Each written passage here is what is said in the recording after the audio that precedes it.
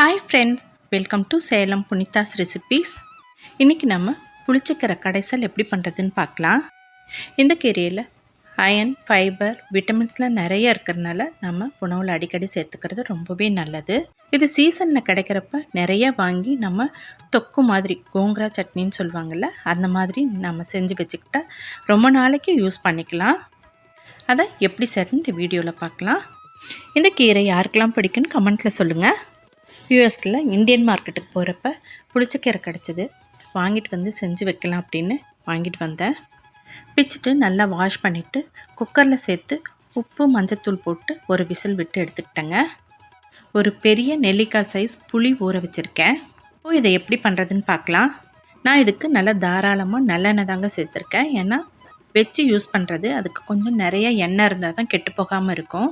1/4 cup அளவுக்கு நல்லெண்ணெய் சேர்த்துக்கிட்டேன். அதில் அரை டீஸ்பூன் அளவுக்கு வெந்தயம், அரை டீஸ்பூன் கடுகு இதெல்லாம் சேர்த்துட்டு 2 வரமிளகாய் கிள்ளி போட்டுட்டேன். கூடவே பூண்டை நல்லா பொடியாக்கிட்டு அதையும் எண்ணெயில் சேர்த்துக்கிறேன். சின்ன வெங்காயம் இருந்தால் ரொம்ப நல்லாயிருக்கும். இங்கே சின்ன வெங்காயம் கிடைக்கிறதில்ல, அதனால் பெரிய வெங்காயத்தை நல்லா பொடியாக கட் பண்ணி இதோட சேர்த்துக்கிட்டேன். கூடவே கறிவேப்பிலையும் நிறையாவே சேர்த்துக்கிட்டேங்க. நல்லா வெங்காயம் கோல்டன் ப்ரௌன் ஆகிற வரைக்கும் வதக்கிக்கலாம். கூடவே உப்பு, மஞ்சள் தூள் சேர்த்துக்கலாம். கூடவே கொஞ்சம் மிளகாத்தூள் சேர்த்துக்கலாம். நல்லா ஃப்ரை பண்ணிக்கலாம். இது கூட கொஞ்சம் சாம்பார் தூள், கொத்தமல்லி தூளும் சேர்த்துக்கலாங்க. இப்போ நல்லா வதங்கிருச்சு. அதில் வேக வச்ச புளிச்சக்கீரையை சேர்த்துக்கலாம். சேர்த்துட்டு நல்லா நம்ம கலந்து விட்டுக்கலாங்க. நல்லா மசாலாலாம் அதில் மிக்ஸ் ஆகிற மாதிரி நல்லா வேக வச்சுக்கலாம். நம்ம ஊர்லேயா இருந்தால் மண் சட்டியில் செய்யலாம். நம்ம மத்து வச்சு கடைஞ்சா அதனோட டேஸ்ட்டே தனிதாங்க. இப்போ நல்லா வதக்கிட்டு நம்ம இது கூட புளி கொஞ்சம் சேர்த்துக்கலாம். கொஞ்சமாக சேர்த்துனாவே போதும். ஏன்னா புளிச்சக்கீரையிலேயே நல்ல புளிப்பு இருக்கும். இதில் ஒரு டிப்ஸ் உங்களுக்கு சொல்கிறேங்க. புளிச்சக்கீரையை வேக வச்சா கொஞ்சம் தண்ணி எடுத்திங்கன்னா அதை நம்ம பித்தளை பாத்திரம், செம்பு பாத்திரம் இதெல்லாம் விளக்குறப்ப நல்லா பளபளன்னு இருக்கும்.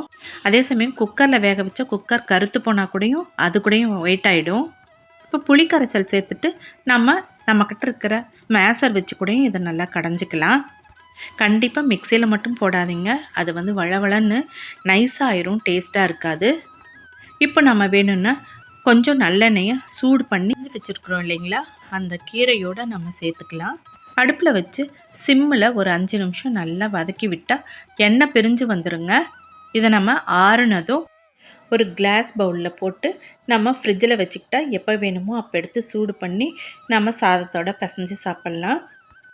நல்லெண்ணெயோட அந்த புளிச்சக்கீரையோட வாசனை சூப்பராக இருந்துச்சுங்க. சாதத்தை நம்ம கொஞ்சம் விதையாக வடிச்சிட்டு இதை கலந்து சாப்பிட்டா ரொம்ப டேஸ்ட்டாக இருக்கும். இப்போ நமக்கு கமகமன்னு புளிச்சக்கீரை கடைசல் ரெடி ஆகிடுச்சு. உங்களுக்கு புளிச்சக்கீரை கிடச்சிதுன்னா நிறையா வாங்கி இந்த மாதிரி செஞ்சு ஸ்டோர் பண்ணி வச்சுக்கோங்க. அடிக்கடி நமக்கு பிடிச்ச புளிச்சக்கீரை கடைசலை சாப்பிட்லாம். இந்த வீடியோ உங்களுக்கு ரொம்ப யூஸ்ஃபுல்லாக இருந்திருக்குன்னு நினைக்கிறேன். இந்த வீடியோ உங்களுக்கு பிடிச்சிருந்தா ஒரு லைக் கொடுங்க. சப்ஸ்கிரைப் பண்ணாதவங்க மறக்காமல் சேலம் புனிதாஸ் ரெசிபீஸை சப்ஸ்கிரைப் பண்ணி வச்சுக்கோங்க. உங்கள் ஃப்ரெண்ட்ஸ் அண்ட் ரிலேட்டிவ்ஸ்க்கு ஷேர் பண்ணுங்கள்.